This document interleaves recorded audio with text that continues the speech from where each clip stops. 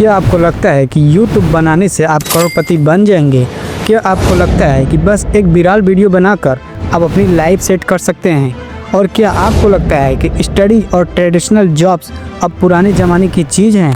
अगर हाँ, तो आज की डॉक्यूमेंट्री में मैं आपको दिखाऊंगा कि यूट्यूब, जॉब्स और स्टडी के बीच का डार्क रियलिटी क्या है और कैसे ये तीनों चीज़ें आपकी लाइफ को कम्प्लीटली चेंज कर सकते हैं।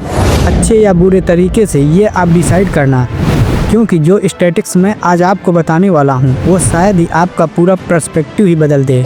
आजकल हर टीनेजर का ड्रीम है कि वो यूट्यूब पर फेमस हो जाएं, मिलियंस ऑफ व्यूज़ मिले और ओवरनाइट सक्सेस मिल जाए। लेकिन रियलिटी ये है कि यूट्यूब पे Indian content creator between ₹15 to ₹200 पर 100 views according to upgrade 2025 reports. मतलब अगर आपको 1 लाख व्यूज मिलते हैं तो आपकी अर्निंग 5000 से 2000 के बीच होगी।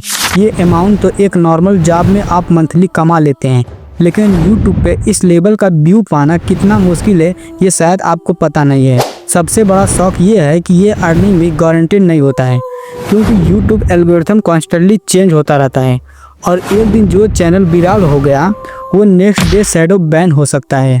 और ये सिर्फ अर्निंग का प्रॉब्लम नहीं है, असली प्रॉब्लम है साइकोलॉजी की।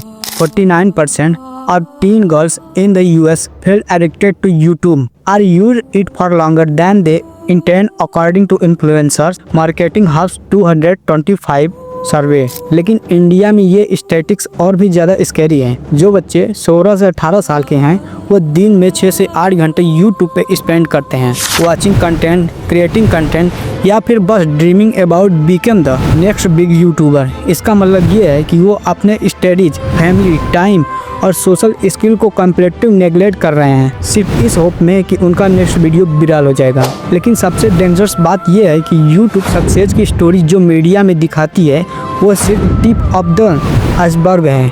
हर सक्सेसफुल यूट्यूबर के पीछे थाउजेंड ऑफ क्रिएटर्स हैं जो स्ट्रगल कर रहे हैं, डिप्रेशन में हैं और फाइनेंशियली अनस्टेबल हैं। ट्रेडिशनल जॉब मार्केट में अगर आप मेहनत करते हैं तो 80 से 90% चांस है कि आपको डिसेंट सैलरी मिल जाए, लेकिन यूट्यूब में सक्सेस रेट सिर्फ 0.1% है।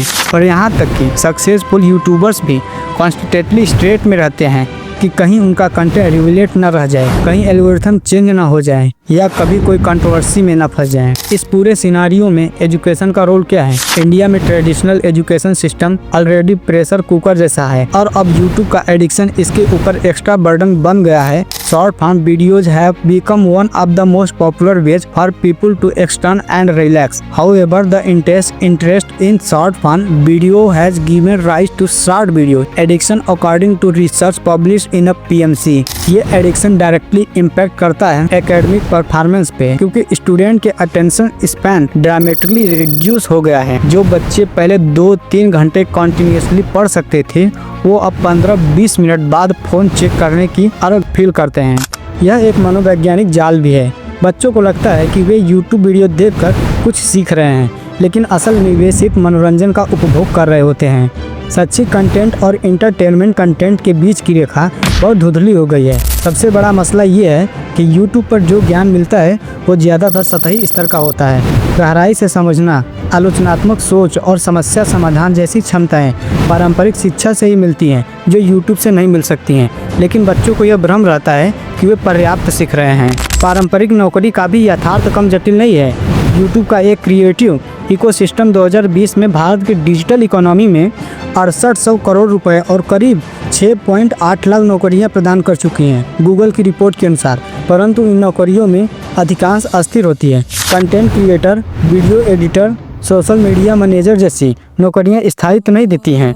YouTube आपको फेम देता है, पैसे भी मिल सकते हैं, लेकिन करियर स्थायित्व और सुरक्षा नहीं। सबसे महत्वपूर्ण बात यह है कि YouTube में सफल होने के लिए भी मूलभूत शिक्षा और स्किल की आवश्यकता होती है।